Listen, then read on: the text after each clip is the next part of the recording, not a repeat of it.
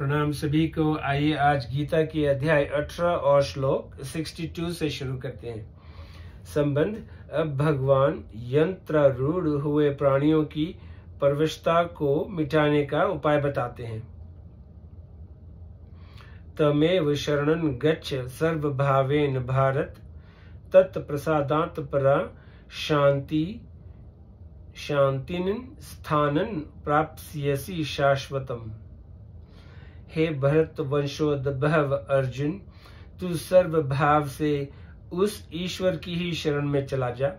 उसकी कृपा से तू परम शांति को और अविनाशी परम पद को प्राप्त हो जाएगा। व्याख्या।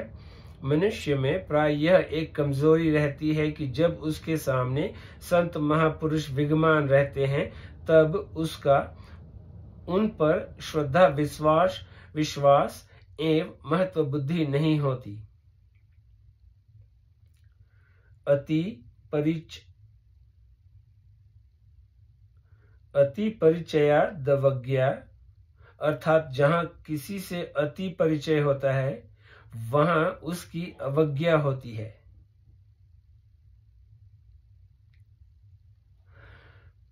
परंतु जब वे चले जाते हैं तब पीछे वह रोता है, पश्चाताप करता है। ऐसे ही भगवान अर्जुन के रथ के घोड़े हाँकते हैं और उनकी आज्ञा का पालन करते हैं। वे ही भगवान जब अर्जुन से कहते हैं कि शरणागत भक्त मेरी कृपा से शाश्वत पद को प्राप्त हो जाता है और तू भी मेरे में चित्त वाला होकर मेरी कृपा से संपूर्ण विघ्नों को तर जाएगा। तब अर्जुन कुछ बोले ही नहीं। इससे यह संभावना भी हो सकती है कि भगवान के वचनों पर अर्जुन को पूरा विश्वास न हुआ हो। इसी दृष्टि से भगवान को यहाँ अर्जुन के लिए अंतर्यामी ईश्वर की शरण में जाने की बात कहनी पड़ी। तमेव शरणं गच्छ। भगवान कहते हैं कि जो सर्वव्यापक ईश्वर सबके हृदय में विराजमान है और सबका संचालक है, तो उसी की शरण में चला जा। तात्पर्य यह है कि सांसारिक उत्पत्ति, विनाशील पदार्थ, वस्तु, व्यक्ति, घटना, परिस्थिति आदि किसी का कृष्ण मात्र भी आश्रय न लेकर केवल अविनाशी परमात्मा का ही आश्रय ले ले। पूर्व श्लोक में यह कहा गया कि मनुष्य जब तक शरीर रूपी यंत्र के साथ मैं मेरापन का संबंध रखता है तब तक ईश्वर अपनी माया से उसको घुमाता रहता है। अब यहाँ एव पद से उसका निषेध करते हुए भगवान अर्जुन से कहते हैं कि शरीर रूपी यंत्र के साथ कृष्ण मात्र भी मेरापन का संबंध न रखकर तू केवल उस ईश्वर की शरण में चला जा। सर्वभावेन, सर्वभाव से शरण में जाने का तात्पर्य यह हुआ कि मन से उसी परमात्मा का चिंतन हो, शारीरिक क्रियाओं से उसी का पूजन हो, उसी का प्रेम पूर्वक भजन हो और उसके प्रत्येक विधान में परम प्रसन्नता हो। वह विधान चाहे शरीर, इंद्रियां, मन आदि के अनुकूल हो चाहे प्रतिकूल हो, उसे भगवान का ही किया हुआ मानकर खूब प्रसन्न हो जाए कि अहो भगवान की मेरे पर कितनी कृपा है कि मेरे से बिना पूछे ही मेरे मन बुद्धि आदि के विपरीत जानते हुए भी केवल मेरे हित की भावना से मेरा परम कल्याण करने के लिए उन्होंने ऐसा विधान किया है।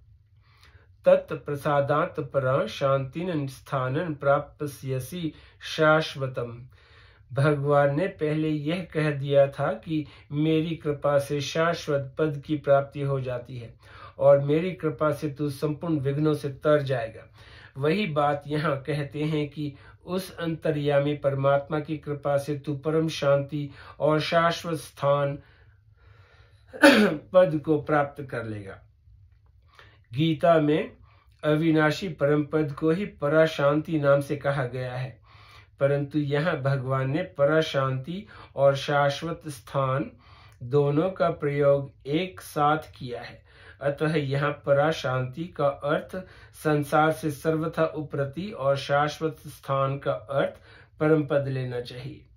भगवान ने तमेव शरणं गच्छ पदों से अर्जुन को सर्वव्यापी ईश्वर की शरण में जाने के लिए कहा है, इससे यह शंका हो सकती है कि क्या भगवान श्री कृष्ण ईश्वर नहीं है, क्योंकि अगर भगवान श्री कृष्ण ईश्वर होते तो अर्जुन को उसी की शरण में जा ऐसा नहीं कहते। इसका समाधान यह है कि भगवान ने सर्वव्यापक ईश्वर की शरणागति को तो गुहांतम तरम अर्थात गुहा से गुहांतर कहा है, और अपनी शरणागति को सर्व गुहांतमम अर्थात सबसे गुहांतम कहा है। इससे सर्वव्यापक ईश्वर की अपेक्षा भगवान श्री कृष्ण बड़े ही सिद्ध हुए। भगवान ने पहले कहा है कि मैं अजन्मा, अविनाशी और संपूर्ण प्राणियों का ईश्वर होते हुए भी अपनी प्रकृति को अधीन करके अपनी योग्य माया से प्रकट होता हूँ। मैं संपूर्ण यज्ञों और तपों का भोक्ता हूँ, संपूर्ण लोकों का महान ईश्वर हूँ और संपूर्ण प्राणियों का सुहृद हूँ। ऐसा मुझे मानने से शांति की प्राप्ति होती है, परंतु जो मुझे संपूर्ण यज्ञों का भोक्ता और सबका मालिक नहीं मानते, उनका पतन होता है। इस प्रकार अन्वय व्यतिरेक से भी भगवान श्री कृष्ण का ईश्वर तत्व सिद्ध हो जाता है। इस अध्याय में ईश्वर सर्वभूतान हृद्वेश अर्जुन तिष्ठ थी पदों से अंतर्यामी ईश्वर को सब प्राणियों के हृदय में स्थित बताया है, और 15वें अध्याय में सर्वस्य चाह हृदय सन्निविष्ट पदों से अपने को सबका हृदय में स्थित बताया है। इसका तात्पर्य यह हुआ कि अंतर्यामी परमात्मा और भगवान श्री कृष्ण दो नहीं हैं, एक ही हैं। जब अंतर्यामी परमात्मा और भगवान श्री कृष्ण एक ही हैं, तो फिर भगवान श्री कृष्ण ने अर्जुन को तमेव शरणं गच्छ क्यों कहा? इसका कारण यह है कि पहले 56वें श्लोक में भगवान ने अपनी कृपा से शाश्वत अविनाशी पद की प्राप्ति होने की बात कही, और 97-98 श्लोकों में अर्जुन को अपने परायण होने की आज्ञा देकर मेरी कृपा से संपूर्ण विघ्नों को तर जाएगा, ये बात कही। परंतु अर्जुन कुछ बोले नहीं, अर्थात उन्होंने कुछ भी स्वीकार नहीं किया। इस पर भगवान ने अर्जुन को धमकाया कि यदि अहंकार के कारण तू मेरी बात नहीं सुनेगा तो तेरा पतन हो जाएगा। 59वें और 60वें श्लोक में कहा कि मैं युद्ध नहीं करूंगा। इस प्रकार अहंकार का आश्रय लेकर किया हुआ तेरा निश्चय भी नहीं टिकेगा और तुझे स्वभावज कर्मों के परवश होकर युद्ध करना ही पड़ेगा। भगवान के इतना कहने पर भी अर्जुन कुछ बोले नहीं। अतः अंत में भगवान को यह कहना पड़ा कि यदि तू मेरी शरण में नहीं आना चाहता तो सबके हृदय में स्थित जो अंतर्यामी परमात्मा है उसी की शरण में तू चला जा। वास्तव में अंतर्यामी ईश्वर और भगवान श्री कृष्ण सर्वथा अभिन्न हैं, अर्थात सबके हृदय में अंतर्यामी रूप से विराजमान ईश्वर ही भगवान श्री कृष्ण हैं, और भगवान श्री कृष्ण ही सबके हृदय में अंतर्यामी रूप से विराजमान ईश्वर हैं। अब श्लोक 63 से शुरू करते हैं। इति ते ज्ञान माख्यांत गुमहांतर मया विमृशयेत शेषेण यते छसी तथा कुरु।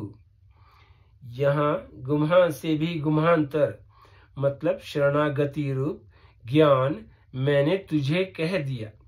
अब तू इस पर अच्छी तरह से विचार करके जैसा चाहता है वैसा कर। व्याख्या। इति ते ज्ञान माख्यांत गुम्हांतर मया। पूर्व श्लोक में सर्वव्यापक अंतर्यामी परमात्मा की जो शरणागति बताई गई है उसी का लक्ष्य यहाँ इति पद से कराया गया है। भगवान कहते हैं कि यह गुम्हा से भी गुम्हांतर शरणागति रूप ज्ञान मैंने तेरे लिए कह दिया है। कर्मयोग गुम्हा है और अंतर्यामी निराकार परमात्मा की शरणागति गुम्हांतर है। योग युक्त योग युक्त बुद्धि वाले कर्म फल का त्याग करके अनामय पद को प्राप्त हो जाते हैं। जो प्राप्ति ज्ञान योग से होती है वह प्राप्ति कर्म योग से हो जाती है। योग युक्त मुनि बहुत जल्दी परमात्मा को प्राप्त हो जाता है। कर्म फल का त्याग करने पर सदा रहने वाली शांति प्राप्त होती है। आदि श्लोकों से कर्म योग परमात्मा प्राप्ति का स्वतंत्र साधन सिद्ध होता है। ऐसे कर्म योग को गुम्हा कहते हैं। जड़ता से संबंध विच्छेद करके निराकार परमात्मा के शरण हो जाना यह कर्म योग से भी अधिक महत्व का है, इसीलिए इसे गुम्हांतर कहते हैं। सूर्य को मैंने ही उपदेश दिया था, वही मैं तेरे को कह रहा हूं। संपूर्ण जगत मेरे से ही व्याप्त है। क्षर से अतीत और अक्षर से उत्तम पुरुषोत्तम मैं ही हूं। आदि बातों में भगवान ने अपनी भगवत्ता प्रकट की है, इसीलिए ये बातें गुहांतम है। तू केवल मेरी ही शरण में आ जा, फिर तेरे को कृष्ण मात्र भी करना नहीं है। मैं तेरे को संपूर्ण पापों से मुक्त कर दूंगा। तू शोक चिंता मत कर। इस प्रकार अपनी शरणागति की बात कहना सर्वगुहात्म है। जिसमें कर्म योग, ज्ञान योग, भक्ति योग आदि सब साधनों का वर्णन होता है, उस योग शास्त्र को परम गुहा कहा गया है।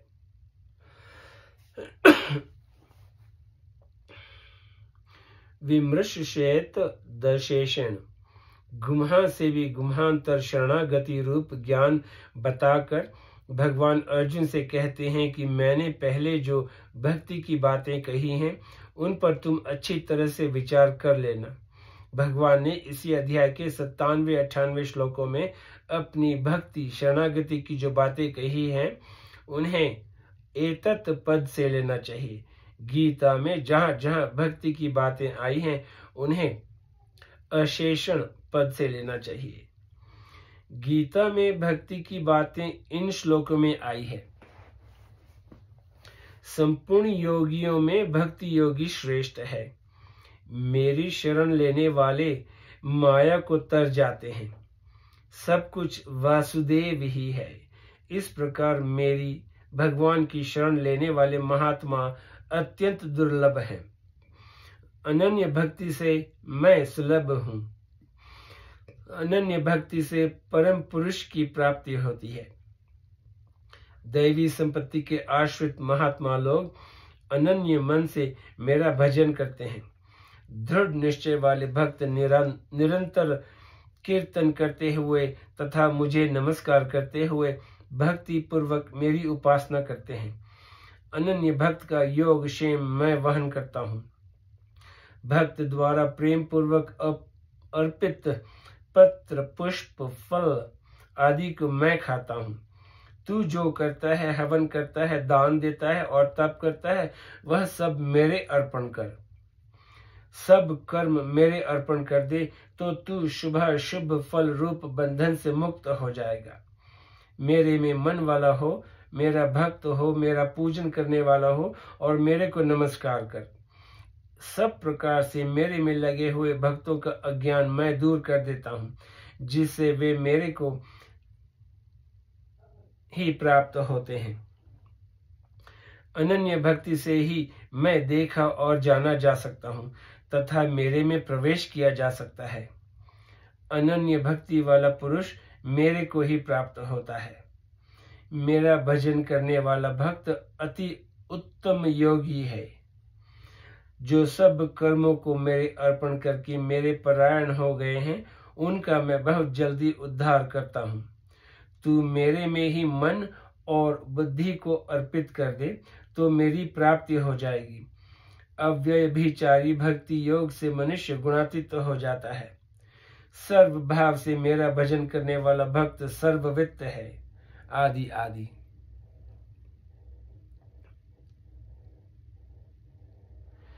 विमृश्येत दशेषण कहने में भगवान की अत्यधिक कृपालुता की एक गूढ़ाभिसंधि है कि कहीं अर्जुन मेरे से विमुख न हो जाए।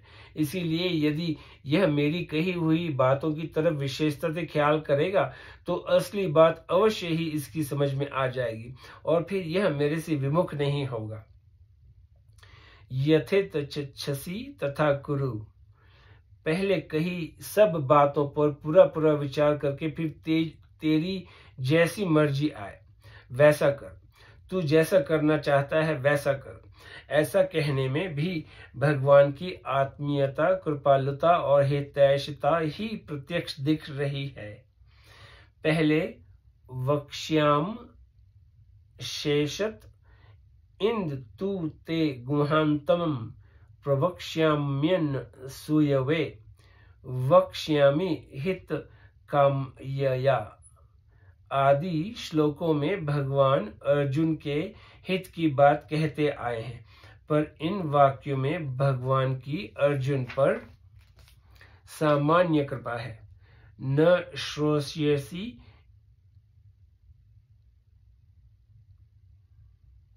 विंदंक्ष्यसि। इस श्लोक में अर्जुन को धमकाने में भगवान की विशेष कृपा और अपनेपन का भाव टपकता है। यहाँ यथेच्छसि तथा कुरु कहकर भगवान जो अपनेपन का त्याग कर रहे हैं, इसमें तो भगवान की अत्यधिक कृपा और आत्मीयता भरी हुई है। कारण कि भक्त भगवान का धमकाया जाना तो सह सकता है, पर भगवान का त्याग नहीं सह सकता। इसीलिए न श्रोष्यसि विंदंक्ष्यसि आदि कहने पर भी अर्जुन पर इतना असर नहीं पड़ता जितना यथेच्छसि तथा कुरु कहने पर पड़ा। इसे सुनकर अर्जुन घबरा गए कि भगवान तो मेरा त्याग कर रहे हैं, क्योंकि मैंने यह बड़ी भारी गलती की कि भगवान के द्वारा प्यार से समझाने, अपनेपन से धमकाने और अंतर्यामी की शरणागति की बात कहने पर भी मैं कुछ बोला नहीं, जिससे भगवान को जैसी मर्जी आए वैसा कर यह कहना पड़ा। अब तो मैं कुछ भी कहने के लायक नहीं हूं। ऐसा सोचकर अर्जुन बड़े दुखी हो जाते हैं। तब भगवान अर्जुन के बिना पूछे ही सर्वगुहांतम वचनों को कहते हैं, जिसका वर्णन आगे के श्लोकों में है। यह श्लोक 63, कल श्लोक 64 से शुरू करेंगे। आपका बहुत बहुत शुक्रिया। नमस्ते।